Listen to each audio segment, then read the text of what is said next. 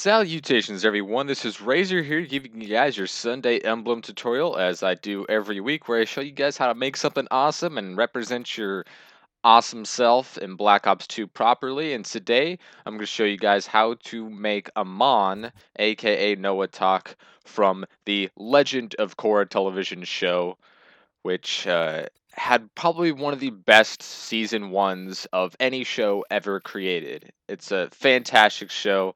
Uh, the continuation of the Avatar universe from the last Airbender that had three amazing seasons, and hopefully we get at least three from the Legend of Korra because it was fucking fantastic. No release date yet for the second season, but we're gonna find out soon. Hopefully at Comic Con next week.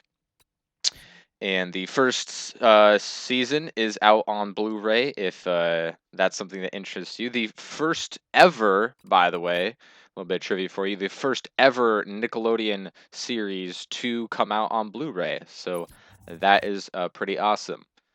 It's has a very, very huge following, and it's just a fantastic show. And I'm doing Amon here, uh, the Equalist leader. I've tried doing him a couple different ways, but it's just impossible because of the intricacies of his mask. So I decided to go with this negative space design, where if you don't know what that means, I take a shape like this right here with the rectangle and the little shorter rectangle at the bottom, and then I just take away from that by using the same color as my background, and that's how I get my image. That's how I get the details. So it's going to take a little bit of time for it to shape how you want it to look. But trust me, at the end, it'll all be worth it. Amon is such a fantastic character. He was such an amazing villain in Legend of Korra Book 1 Air. Because the role that he played, the equalist movement, was such a realistic thing. It's so very believable in the Avatar universe. I guess spoilers if you haven't seen all of Book One yet. But he's the leader of the Equalists, and they're anti-bending. They want everyone to be equal, and that's completely understandable in this universe. You can totally understand why people would want everyone to be equal because there are these like ubermensch race of people who can bend elements at will, and they have actual superpowers, if you will, that puts them ahead of most normal people. So they want to even the playing field because that they feel that the benders are corrupt and powerful and just are walking weapons. So that's very, very, very understandable. Very good movement and villain. And Amon himself, fantastic. There was all that mystery surrounding about who he was and how he could take people's bending away, and gosh, and then with his brother Tarlock, and the blood bending, the backstory is so cool, so very, very cool. Gosh, that this show is just amazing. Both The Last Airbender and Legend of Korra, but um man, that was such a fantastic season one. And God, he had one of the best death scenes ever. That death scene was so cool, just so fantastically poetic and everything. It was amazing, and he was a great villain. Very, very powerful, a little scary, and had a great voice. If you don't know, voiced by the legendary Steve Blum, regarded as the most prolific video game voice actor. He's recognized by Guinness Book of World Records actually for 261 credited appearances by like May of this year, but is also, in a shit ton of anime. He is like also the king of anime is one of his monikers among fans, and also in TV shows. So if I'm not even joking, if he's done so much amazing work, if you have watched a commercial, watched an anime, watched a cartoon, or played a video game in the last 25 years, you have heard Steve Blum. Everyone watching this video has heard Steve Blum.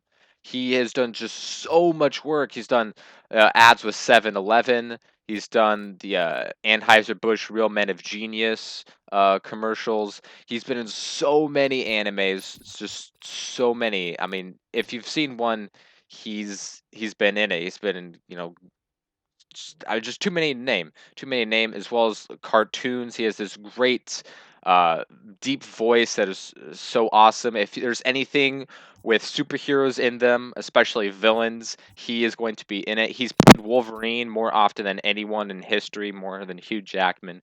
So you could say he is Wolverine. He plays, pretty much a crap ton of villains. He played Amon, of course. He's been in everything as like Transformers or G.I. Joe, Batman, DC, Marvel, you name it. He's been in a few films as well. Some big ones like Lilo and Stitch, Digimon films. He was actually also a writer of Digimon and Mega Man NT Warrior. Video games, he is just fucking everywhere. You can't play a video game without him being in it. Assassin's Creed, the Arkham Asylum games, Brutal Legends, pretty much all the Call of Duties, including Black Ops 2. So if you play Black Ops 2, you've heard him. And Dead Rising, Dead Island, Dead Space, Destroy All Humans, Final Fantasy, Gears of War, Guild Wars, Halo 3, Halo 4, all the Lego, Batman, Lord of the Rings games, all the Marvel games that have been made in the past 7 years, Psychonauts, Ratchet and Clank, Skylanders, SOCOM, Spider-Man, half of all Star Wars games ever made, Tom Clancy, Transformers, Uncharted, X-Men, Warhammer. You can't go anywhere without hearing this man's voice because he is a legend and he is awesome and he helped make Amon such a fantastic villain with his voice. The emblem is one of those intermediate to difficult ones. It takes a bit of patience to get things just right. It's pretty straightforward. Not a lot of the deformation is too complicated. Just follow the steps. There are a lot of them, and it isn't very easy on the onset of looking at the finished product to see how in fact it is made. But none of the shapes are just too complicated. Uh, it's just a lot of layers. Obviously, it's not going to look absolutely perfect. There's a little bit of detail on the face that you're not going to be able to get, but you do with what you can on with the limited amount of layers that we have. And I tried so much on this emblem to make it look as good as possible. And I think that this is the best way that you can do it. I'm a very good emblem editor. I might not be the best, but I think that this is the best way that you can make this emblem. It's the only Amon that I've ever seen, so I'm a little proud of myself on that.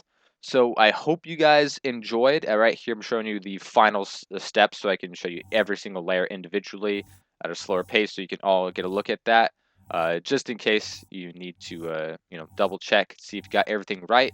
I went back and took out the background, which I had as just a square, and I shaped it a little less, a little smaller to give you the hood, with one other layer behind it, the same color as the mask, to really make it packaged all together to really finally shape the thing out, give it some depth as well. So hope you guys enjoyed. Comments below is always appreciated. Any future to emblems you would like me to make, and I will see you guys next time.